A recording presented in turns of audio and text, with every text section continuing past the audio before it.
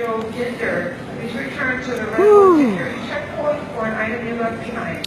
I am in the airport and I'm waiting for my flight. One of the hardest things that you could do in life is wait. Waiting is not fun. Waiting will teach you a new language called cussing.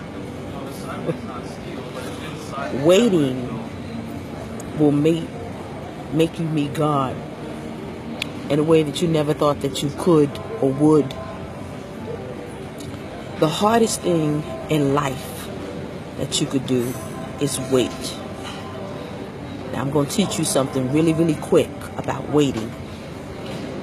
The Bible said that those who wait on the Lord will renew their strength and they will mount up with wings of an eagle. There are hundreds of stories about waiting, but this is something that God taught me about waiting. We live in a world where waiting is a very bad thing. We have been programmed to get on the TSA line. But you can pay and you can expedite it and you can go through TSA pre-checked. When you're hungry, you don't have to wait for food. You can put it in the microwave and pop, it's done instantly. You don't even have to wait for mama to cook a meal. You can go through a drive-through and your food will be ready just like that.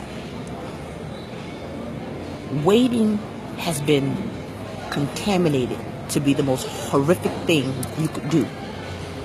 You used to be able to go and apply for a loan and you would have to wait 2 or 3 weeks. So now you can download an app on your phone and get approved instantly. And so now we have developed an instant gratification.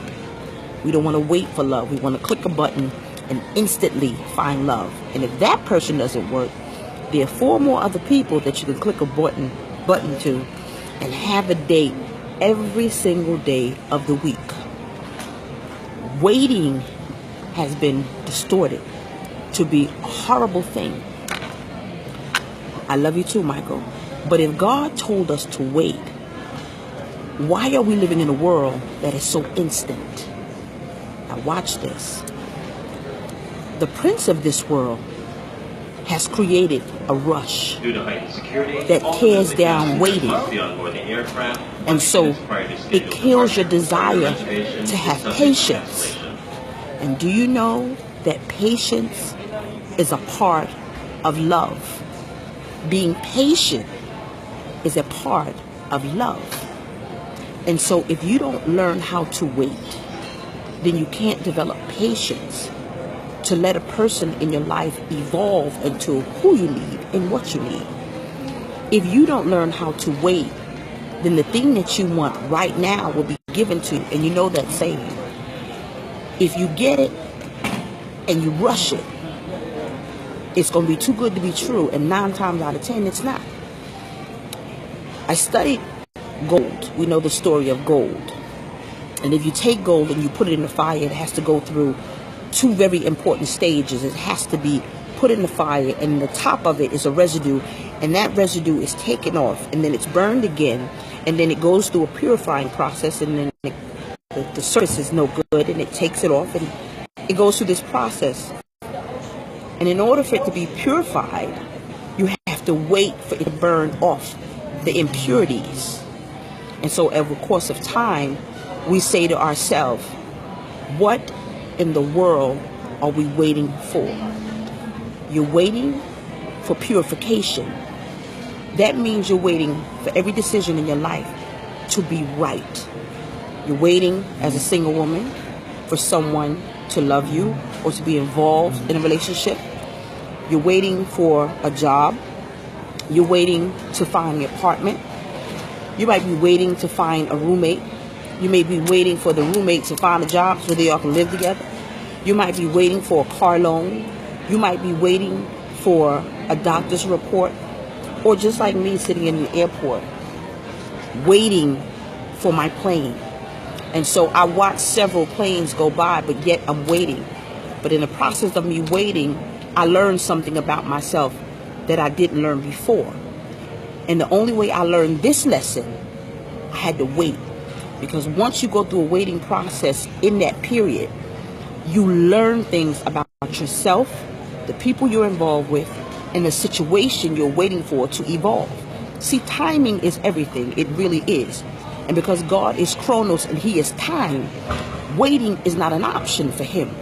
It's only an option for us.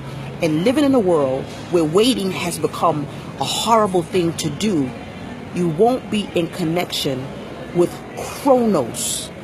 And Chronos is who God is. He is time. So get this. If the enemy can contort your patience, to him, he is contorting time. And that's who God is. And that is exactly why we do not have the patience, because it was the enemy that said no, instant gratification. Where God is saying patience and love go hand in hand. And so if you would just switch the way that you think while you are waiting and get the lesson as to why you're waiting, and once God releases it, you would have learned the lesson to sustain the blessing that God has given you. And so please come out of being impatient. It's hard. It's very difficult to wait, but you must do it, because the greatest lessons are learned through trial and error. And when you're going through trial and error, you're learning how to sustain yourself through the process of you becoming purified. And so the enemy has taken patience and made it a horrible thing, when it is actually an attribute of love. Because if I gave you everything and if God said here, not only will it spoil you, you won't even understand the lesson, nor will you get the experience you need to sustain yourself. Have you ever been with a child and that child wants something and it wants it right now, and it whines and it cries, and then eventually the mother goes, just here, because she's tired, just take it. And once that child gets it, he destroys it, he takes it for granted, and the mother doesn't even give it where she's thought about it. But then the child will get it, and it was the wrong thing to give the child in the first place, because the mother just got tired of him being impatient. Patient is a beautiful thing. Waiting, it really is a beautiful thing. It's the enemy that told you that it was horrible because he's made this world so fast. But God is patient, and He is love, and He is kind, and He is time. Do not let the enemy contort your patience to kill your waiting, because it's good for you. I love you. Bye-bye. I'm heading to Texas now.